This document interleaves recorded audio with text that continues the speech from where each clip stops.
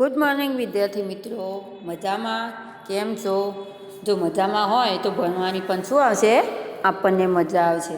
તો વિદ્યાર્થી મિત્રો, ધોરણ 6 SS ચેપ્ટર 7 ગુપ્તયુગ અને અન્ય શાસકો. તો ચાલો આપણે ગુપ્તયુગ વિશે વિદ્યાર્થી મિત્રો સમજીએ. તો વિદ્યાર્થી મિત્રો, આપણે ગયા લેક્ચરમાં આપણે કયા વિશે મૌર્ય યુગ. તો આપણે ગયું લેક્ચર અને ગયું ચેપ્ટર, તો આપણે ચેપ્ટર 6માં કયા વંશ વિશે, મૌર્ય વંશ વિશે સમજી ગયા. તો મૌર્ય વંશમાં આપણે ચંદ્રગુપ્ત મૌર્યએ તેની સ્થાપના કરી, એનો પુત્ર બિંદુસાર અને એનો પુત્ર કયો આવે છે, સમ્રાટ અશોક. તો આ રીતે સમ્રાટ અશોક અને એના પુત્રો પછી એમ તે એનું શું થતું હોય છે, મૌર્ય વંશનું પતન થતું હોય છે. હવે આપણે કયા વંશનું ચેપ્ટર 7માં સમજવાનું છે, ગુપ્ત યુગનું. તો ગુપ્ત યુગ કોને કહેવામાં આવે, ગુપ્ત વંશની સ્થાપના કોને કરી અને ગુપ્ત યુગના પછી કયા કયા શાસકો થઈ ગયા, તે આપણે આ ચેપ્ટરમાં વિદ્યાર્થી મિત્રો જોવાનું છે. તો જુઓ, હવે ગુપ્ત યુગની સ્થાપના કેવી રીતે કરવામાં આવી તે જોઈએ વિદ્યાર્થી મિત્રો. તો ઈસુની 3જી સદીમાં મગધમાં પ્રભાવશાળી ગુપ્ત વંશની સત્તા સ્થપાઈ. એટલે કે ઈસુની 3જી સદીમાં, કે મૌર્ય યુગનું જ્યારે પતન થયું એના પછી ઈસુની 3જી સદીમાં એમ તે મગધમાં કોની સ્થાપના થઈ, ગુપ્ત વંશની સ્થાપના થઈ. એટલે કે ગુપ્ત વંશની સત્તા સ્થપાઈ. ગુપ્ત વંશે ભારતમાં રાજકીય એકતા, શાંતિ અને સુરક્ષા આપી છે. એમ તે ગુપ્ત વંશે ભારતમાં જે શાસન કર્યું એમાં રાજકીય એકતા આપી છે, કે રાજકીય જે શાસકો હતા એમને એકતા બતાવી છે, દેશમાં શાંતિ જાળવી રાખી છે અને દેશને સુરક્ષા જાળવી રાખી છે. તેનાથી અપૂર્વ સમૃદ્ધિ આવી છે. તો આ ગુપ્ત યુગમાં એમ તે અપૂર્વ, કે જેને આંકીએ ન શકાય એટલી બધી સમૃદ્ધિ, એટલે કે એટલું બધું મિલકત, આપણે જે મિલકત કહેવામાં આવે, પૈસા કહેવામાં આવે, ધન કહેવામાં આવે, તો એટલું બધું ધન આપણે ગુપ્ત યુગમાં આપણા દેશમાં આવેલું છે.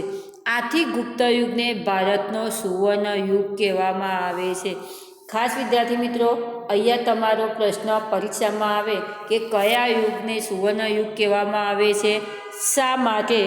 તો ગુપ્ત યુગને સુવર્ણ યુગ કહેવામાં આવે છે કારણ કે ગુપ્ત વંશમાં જે શાસકો હતા એ શાસકોએ રાજકીય એકતા, શાંતિ અને સુરક્ષા સ્થાપી હતી. તો આનાથી આપણા દેશમાં અપૂર્વ સમૃદ્ધિ, એટલે કે મબલક સંપત્તિ એમ તે આપણા દેશમાં આવી હતી. આના કારણે ગુપ્ત યુગને કેવી યુગ કહેવામાં આવે છે, ભારતનો સુવર્ણ યુગ કહેવામાં આવે છે. સુવર્ણ યુગ એટલે કે દેશની સમગ્ર પ્રજાને સર્વોત્કૃષ્ટ પ્રગતિ, આબાદી. ગુપ્ત સમ્રાટોએ લોકોને શાંતિ અને સમૃદ્ધિ આપી, જેની પ્રશંસા વિદેશી મુસાફરોએ પણ કરી છે. એમ તે ગુપ્ત યુગ સુવર્ણ યુગ કોને કહેવામાં આવે? તો સુવર્ણ યુગ એટલે કે દેશની પ્રજાને શું મળે, શાંતિ મળે, સર્વોત્કૃષ્ટ પ્રગતિ, એટલે કે લોકો પ્રગતિના પંથે વળે, અને આબાદી એટલે કે પોતે પ્રગતિમાં આગળ ને આગળ વિકાસ કરે. તો આને શું કહેવામાં આવે છે, સુવર્ણ યુગ કહેવામાં આવે છે. ગુપ્ત સમ્રાટોએ લોકોને શાંતિ અને સમૃદ્ધિ આપી હતી. એમ તે ગુપ્ત જે સમ્રાટો હતા એ લોકોને શું આપ્યું, શાંતિ અને સમૃદ્ધિ આપી, જેની પ્રશંસા વિદેશી મુસાફરોએ. તો આ જે ગુપ્ત સમ્રાટો હતા, ગુપ્ત સમ્રાટો એટલે કે ગુપ્ત શાસકો એટલે કે રાજાઓ, ગુપ્ત રાજાઓ જે હતા એ લોકોએ પોતાના શાસન દરમિયાન લોકોને એટલે કે પ્રજાને શાંતિ આપી અને સમૃદ્ધિ આપી. તો આના કારણે વિદેશી મુસાફરો, કે જે પરદેશી મુસાફરો આપણા દેશમાં ફરવા આવતા હતા, એ મુસાફરો પણ એમ તે આપણા દેશને શું કહ્યું છે, ગુપ્ત યુગને સુવર્ણ યુગ તરીકે ઓળખાવ્યો છે. હવે ચંદ્રગુપ્ત પહેલો ગુપ્ત યુગનું કેવી રીતના સ્થાપના થઈ તે જોઈએ. તો મગધના સામ્રાજ્યમાં શ્રી ગુપ્ત વંશનો સ્થાપક છે. તો ખાસ વિદ્યાર્થી મિત્રો, ગુપ્ત વંશનો મુખ્ય સ્થાપક કયો? તો ગુપ્ત વંશનો મુખ્ય સ્થાપક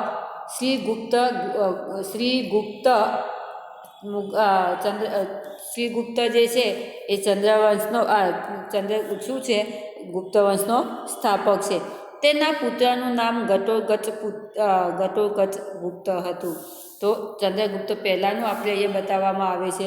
તો એના ટોપિકમાં એમ તે મગધના સામ્રાજ્યમાં સૌ પ્રથમ ગુપ્ત વંશની સ્થાપના કોને કરી? શ્રીગુપ્તએ કરી. તેના પુત્રનું નામ ઘટોત્કચ ગુપ્ત હતું. તો શ્રીગુપ્તના પુત્રનું નામ શું હતું? ઘટોત્કચ. ખાસ વિદ્યાર્થી મિત્રો અહીંયા તમારે નામ, કારણ કે પહેલાં છઠ્ઠા ટોપિકમાં માત્ર તમારે 3 નામ વધારે યાદ રાખવાના હતા. અહીંયા થોડા વધારે નામ આવશે અને અહીંયાથી વિદ્યાર્થી મિત્રો તમારા એસએસમાં અનલિમિટેડના તમારે નામ, જે શાસકો થઈ ગયા, કેટલું શાસક કર્યું, કેટલું સમયનું શાસન કર્યું અને પોતે પોતાના શાસન દરમિયાન પોતાના રાજ્યની પ્રગતિ કેવી રીતના કરી, કોની સાથે યુદ્ધમાં હાર્યા, આ બધા તમારે વધારે મુદ્દાઓ યાદ રાખવાના છે.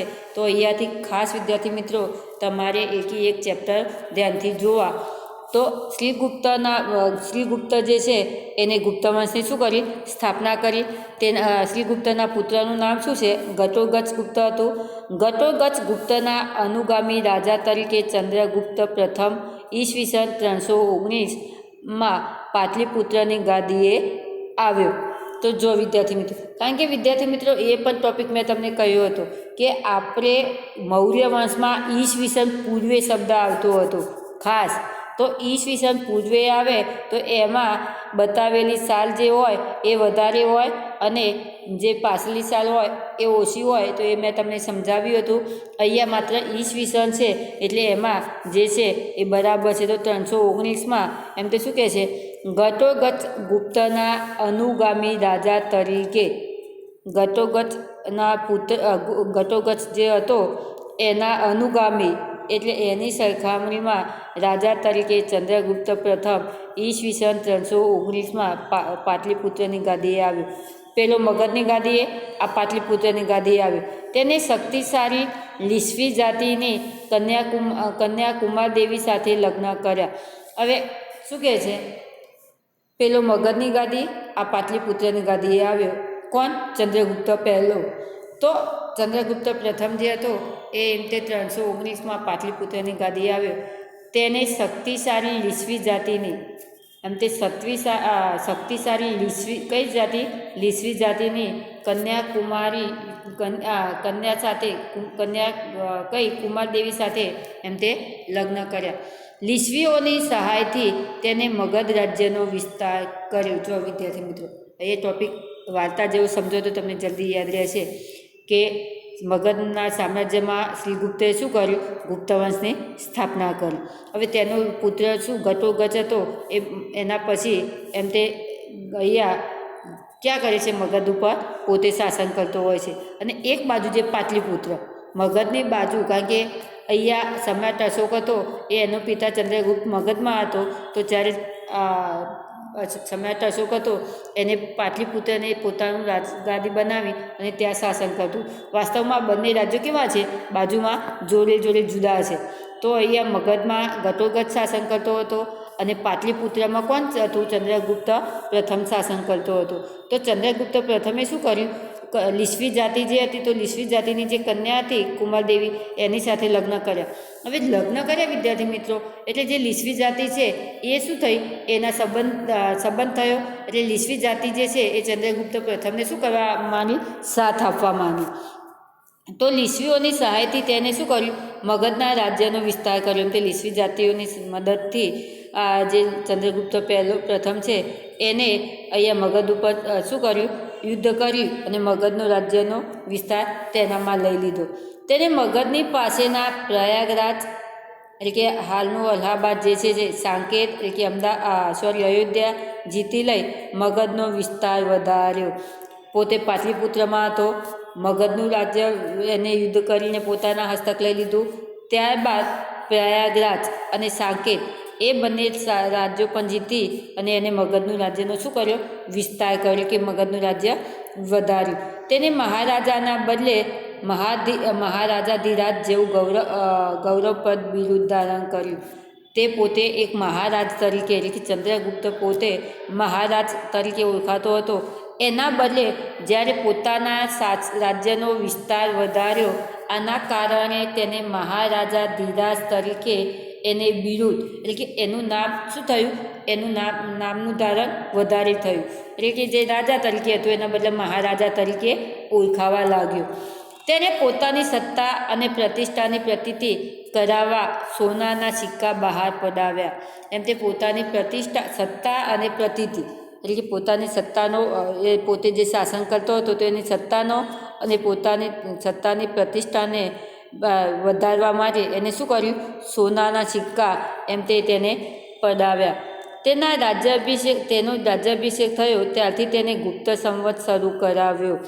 ચંદ્રગુપ્તએ એમ તે જ્યારે એનો રાજ્યાભિષેક થયો ત્યારથી તેને ગુપ્ત સંવત, આપણે કેમ ઈસવીસન સંવત કહીએ છીએ, વિક્રમ સંવત કહીએ છીએ, એમ ગુપ્ત સંવત એમ તે શરૂ કરાવ્યો. ખાસ વિદ્યાર્થી મિત્રો, પરીક્ષામાં પ્રશ્ન આવે કે ગુપ્ત સંવત કોને શરૂ કરાવ્યો, તો ચંદ્રગુપ્ત પહેલાં એ ગુપ્ત સંવત શરૂ કરાવ્યો.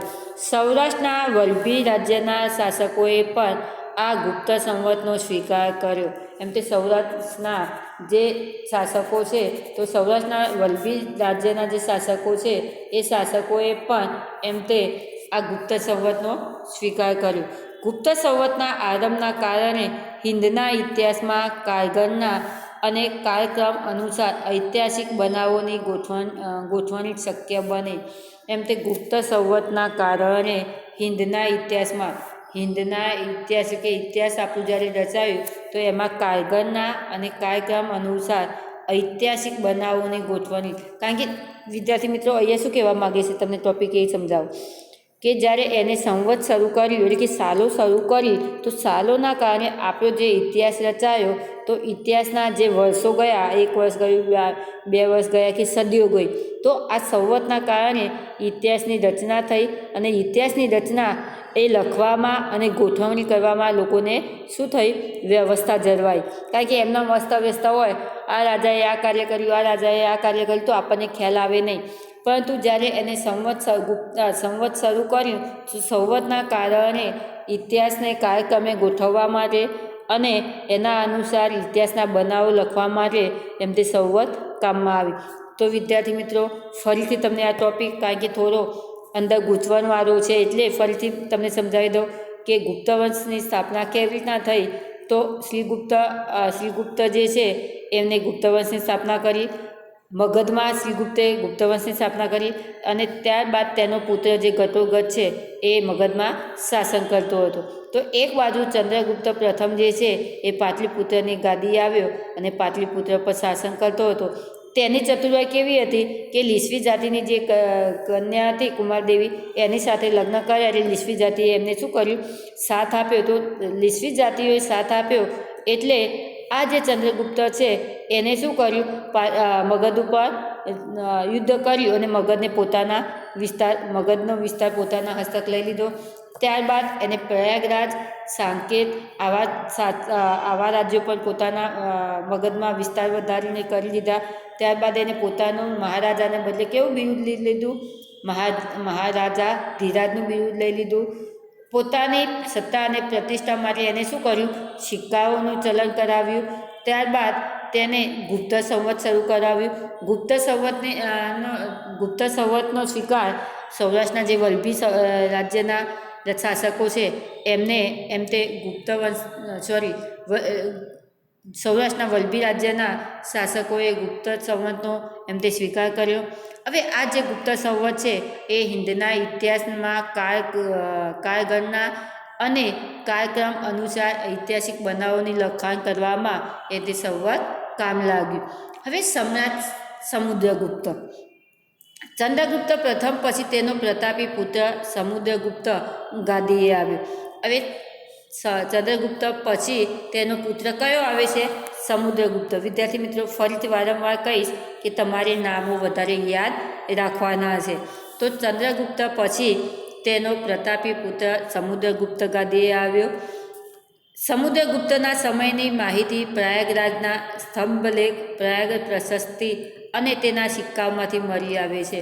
તે સમુદ્રગુપ્તના સમયની માહિતી શામાંથી મળી આવે છે, ખાસ વિદ્યાર્થી મિત્રો, તો સમુદ્રગુપ્તના સમયની માહિતી પ્રયાગરાજના સ્તંભલેખ એટલે કે પ્રયાગ પ્રશસ્તિ અને તેના સિક્કામાંથી મળી આવે છે. આ પ્રશસ્તિ રાજકવિ હરિશેને રચી હતી. તો આ વિદ્યાર્થી મિત્રો ચંદ્રગુપ્ત ચંદ્રગુપ્ત પહેલાંનો પુત્ર સમુદ્રગુપ્ત તેના પછી ગાદીએ આવ્યો. સમુદ્રગુપ્તની માહિતી શામાંથી પ્રાપ્ત થાય છે? તો સ્તંભલેખમાંથી અને સિક્કાઓ ઉપરથી મળી આવી છે. આ પ્રશસ્તિ રાજકવિ હરિશેને રચી છે. આ તેની જે માહિતી છે કે એની પ્રયાગ પ્રશસ્તિ છે એ કોને રચી છે? તો એના રચનાર રાજકવિ હરિશેને એમ તે ચંદ્રગુપ્ત વિશેની માહિતી રચી છે એટલે કે લખી છે. તેમાં સમ્રાટ સમુદ્રગુપ્તના દિગ્વિજયો અને સાંસ્કૃતિક સિદ્ધિઓનું વર્ણન કર્યું છે. તો વિદ્યાર્થી મિત્રો અહીંયા આપણને ટોપિક ફરીથી તમને ટૂંકમાં સમજાવી દઉં કે ચંદ્રગુપ્ત પ્રથમનો પુત્ર સમુદ્રગુપ્ત તેના પછી મગધની ગાદી આવે છે. સમુદ્રગુપ્તની માહિતી સ્તંભલેખ એટલે કે પ્રયાગ પ્રશસ્તિમાંથી અને સિક્કાઓમાંથી મળે છે. હવે આ માહિતીની રચના કોને લખી છે એટલે કે ચંદ્રગુપ્ત વિશેની માહિતી કોને લખી છે? તો રાજકવિ જે હરિશેન છે એને ચંદ્રગુપ્ત વિશેની માહિતીની રચના કરેલી છે. હવે આ રચનામાં એમને શું લખ્યું છે? ચંદ્રગુપ્ત વિશે એમને જે લખ્યું છે એમની સિદ્ધિઓ, તો એમાં સમ્રાટ સમુદ્રગુપ્તના દિગ્વિજયો કે એને પોતે શાસનકાળ દરમિયાન એને કેટલા વિજયો પ્રાપ્ત કર્યા અને તેની સાંસ્કૃતિક સિદ્ધિઓ એટલે કે પોતાના દેશ જ્યાં શાસન કરતો હતો મગધમાં, તો એમાં પોતે કેટલી સિદ્ધિઓ પ્રાપ્ત કરી એ સાંસ્કૃતિક સિદ્ધિઓ પ્રજા માટે કેટલા કાર્યો કર્યા તે પણ એમ તે આ રાજકવિ હરિશેને રચના કરેલી છે. તેને ખૂબ જ ઓછા સમયમાં ઉત્તર ભારતના મોટાભાગના રાજ્યોથી માંડી અફઘાનિસ્તાનના કુશાર શાસનતંત્ર સુધી તેની વિજય યાત્રા કરી હતી. આ સમુદ્રગુપ્ત છે વિદ્યાર્થી મિત્રો એને ઉત્તર ભારતના મોટાભાગના રાજ્યોથી માંડી એમ તે ઉત્તર ભારતના મોટાભાગના જે રાજ્યો છે ત્યાંથી માંડી અફઘાનિસ્તાનના કુશાન શાસનતંત્ર સુધી તેને વિજયગાથા એટલે કે પોતાનો વિસ્તાર વધાર્યો છે. દક્ષિણમાં લગભગ 12 જેટલા રાજાઓને હરાવ્યા. તો સમુદ્રગુપ્તએ ક્યાં સુધીનો વિસ્તાર વધાર્યો? તો સમુદ્રગુપ્તએ ઉત્તર ભારતના મોટાભાગના રાજ્યોથી એમ તે માંડી અફઘાનિસ્તાન, કારણ કે અત્યારે તો બીજો દેશ છે, પહેલાં આપણા દેશમાં હતું, તો અફઘાનિસ્તાન સુધી પોતાના શાસનની યાત્રાની વિજયગાથા એમ તે કરી હતી એટલે કે પોતાનો વિસ્તાર ત્યાં સુધી વધાર્યો હતો. દક્ષિણમાં લગભગ 12 જેટલા રાજાઓને તેને હરાવ્યા હતા. આ રાજાઓને હરાવી તેમના રાજ્યો ખાલસા કરવાને બદલે તેઓને ખંડિયા રાજાઓ તરીકે દાપણપૂર્વક પુનઃસ્થાપિત કર્યા હતા. ખાસ વિદ્યાર્થી મિત્રો અહીંયા ખંડિયા રાજા કોને કહેવામાં આવે? એક પહેલો ટોપિક. ખંડિયા રાજા એટલે કે એ લોકોને હરાવ્યા પરંતુ રાજ શાસન એ કરે, પરંતુ કોના પ્રમાણે? આ સમુદ્રગુપ્ત છે તો સમુદ્રગુપ્તના કહેવા પ્રમાણે જે શાસન કરે તેને કેવા રાજા કહેવામાં આવે? ખંડિયા રાજા તરીકે કહેવામાં આવે. તો આ જે 12 રાજાઓને સમુદ્રગુપ્તે હરાવ્યા, તો સમુદ્રગુપ્તે 12 રાજાઓને હરાવી એમને ખાલસા કરવાને બદલે એટલે કે ખાલસા કરવાને પોતાના હસ્તક લઈ લેવાને બદલે પોતાના વિસ્તારમાં વધારવાને બદલે એમને પોતાને જ શાસન 12 રાજાઓને જ શાસન આપ્યું. પરંતુ આ રાજાઓને ખંડિયા રાજા તરીકે એટલે કે પોતે કહે એ પ્રમાણે એમ તે શાસન કરવાનું કહ્યું. તેથી તેઓને ખંડિયા રાજાઓ તરીકે ઓળખવામાં આવે છે કે દાપણપૂર્વક પુનઃસ્થાપિત કર્યા.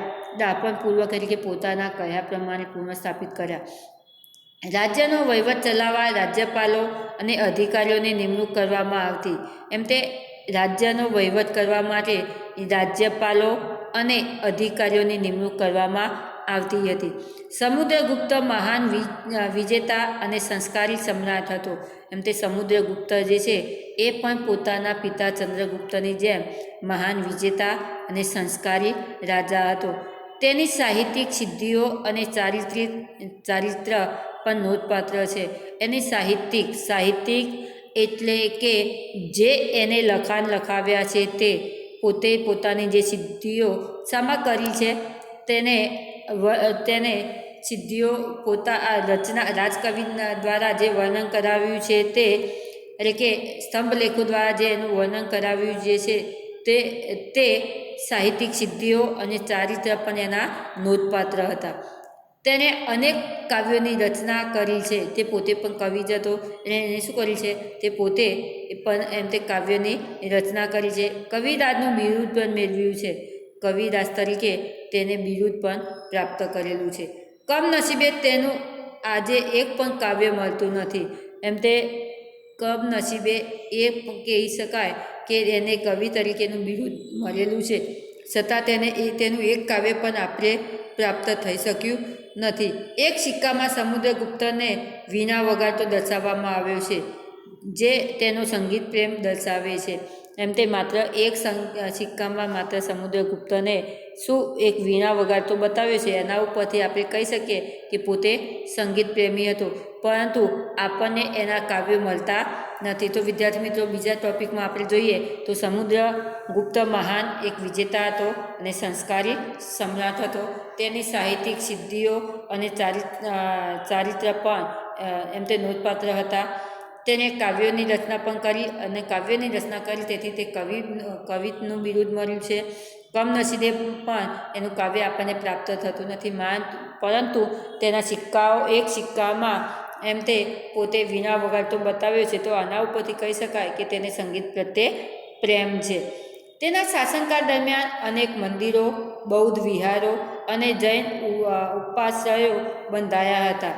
તો સમુદ્રગુપ્તના શાસનકાળ દરમિયાન તેને મંદિરો બંધાવ્યા, બૌદ્ધ વિહારો બંધાવ્યા અને જૈન ઉપાશ્રયો બંધાવ્યા હતા. તેને અશ્વમેઘ યજ્ઞ કર્યો હતો, કારણ કે વિદ્યાર્થી મિત્રો રામાયણમાં અશ્વમેઘ આવે, તો આ રીતે અશ્વમેઘ યજ્ઞ તેને કર્યો હતો.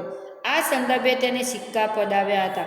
જ્યારે અશ્વમેઘ યજ્ઞ કર્યો તો યજ્ઞ પછી તેને શું કર્યું, તેને સિક્કા પડાવ્યા હતા. તેને પોતાના દરબારમાં વિદ્વાનોને એકત્રિત કરી ઉચ્ચ પ્રકારનું સાહિત્ય સર્જન કરાવ્યું હતું. વિદ્યાર્થી મિત્રો, અહીંયાથી આપણો ટોપિક એ રીતે પ્રશ્ન પૂછાય કે સમુદ્રગુપ્તએ પોતાના વિશિષ્ટ કાર્યો કયા કર્યા હતા. તો તમારા છેલ્લા ટોપિકમાં કે એને અનેક મંદિરો બંધાવ્યા, બૌદ્ધ વિહારો કે જ્યાં બૌદ્ધ ધર્મની સ્થાપના કરી અને જ્યાં રહેવા માટેનું સ્થળ હોય તે, અને જૈન ઉપાશ્રયો એટલે કે જ્યાં જૈન લોકોને આશરો મળે તે સ્થાન. તો આ રીતે બૌદ્ધ વિહારો અને જૈન ઉપાશ્રયો પર તેને બંધાવ્યા. તેને અશ્વમેઘ યજ્ઞ કર્યો હતો અને આ સંદર્ભે તેને શું કરાયું હતું, અશ્વમેઘ યજ્ઞ વખતે તેને સિક્કા પડાવ્યા હતા અને પોતાના દરબારમાં વિદ્વાનોને એકત્રિત કરી અને ઉચ્ચ પ્રકારનું શું કર્યું હતું, સાહિત્યનું સર્જન કરાવ્યું હતું. જ્ઞાનીઓ તેની અને તે જ્ઞાનીઓની સોબત ઈચ્છતા હતા. હવે જ્ઞાનીઓ જે હતા એ જ્ઞાનીઓ એટલે કે હોશિયાર આવા જે કવિઓ હતા, એ જ્ઞાનીઓ જે હતા તે સમુદ્રગુપ્તની સંપર્ક સાધતા હતા અને સમુદ્રગુપ્ત જે છે એ અજ્ઞાનીઓની સોબત એટલે કે એકબીજાની મિત્રતા રાખતા હતા. તેને હિન્દુ ધર્મને ઉત્તેજન આપ્યું હતું. તો સમુદ્રગુપ્તએ એમ તે હિન્દુ ધર્મને વધારે પડતું ઉત્તેજન એટલે કે વધારે પડતો આગળ વધાર્યો હતો. તેને સામાજિક રીત રિવાજોને સ્વીકાર્યા હતા. તો હિન્દુ ધર્મના સામાજિક રીત રિવાજો, હિન્દુ ધર્મનું ઉત્તેજન એટલે કે હિન્દુ ધર્મને આગળ વિકસાવ્યો, હિન્દુ ધર્મના રીત રિવાજોને પણ એને આગળ વધાર્યા હતા. પ્રાચીન ભારતના ઇતિહાસમાં સમુદ્રગુપ્તનું સ્થાન વિશિષ્ટ અને નોંધપાત્ર છે. એમ તે પ્રાચીન ભારતના ઇતિહાસમાં સમુદ્રગુપ્તનું સ્થાન સૌથી વધારે નોંધપાત્ર છે. ગુપ્ત સામ્રાજ્યની મહત્તાનો તે સર્જક હતો. એમ તે ગુપ્ત સામ્રાજ્યનો સૌથી વધારે સર્જક કરવામાં અને ગુપ્ત સામ્રાજ્યને વધારવામાં સૌ પ્રથમ વધારે ફાળો હોય તો સમુદ્રગુપ્તનો હતો. હવે વિદ્યાર્થી મિત્રો, ચંદ્રગુપ્ત બીજો અને વિક્રમાદિત્ય એ ટોપિક આપણે આવતા લેક્ચરમાં જોઈશું. ધન્યવાદ.